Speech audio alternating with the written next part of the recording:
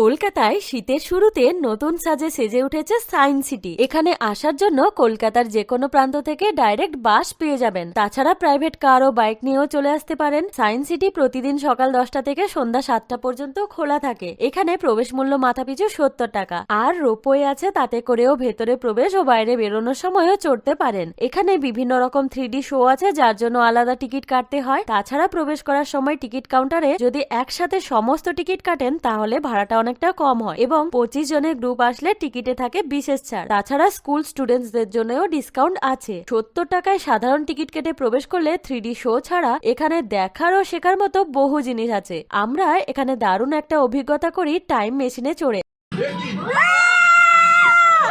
এছাড়াও আরো কয়েকটি 3D শো দেখি। যদি সায়েন্স সিটিতে 3D শো সহ সমস্ত কিছু ঘুরে দেখতে চান তাহলে পুরো একদিন সময় লাগবে এবং প্রায় 430 টাকা মতো খরচা পড়বে। এখানে বাইরের খাবার নিয়ে প্রবেশ করা যায়। শীতের শুরুতে পুরো একটা দিন আমরা ঘুরে দেখলাম সায়েন্স সিটি, আর আমাদের দিনটা বেশ দারুণ কাটলো। আপনারাও ছোটদের নিয়ে একদিনের ছুটিতে চলে আসতে পারেন সায়েন্স সিটি।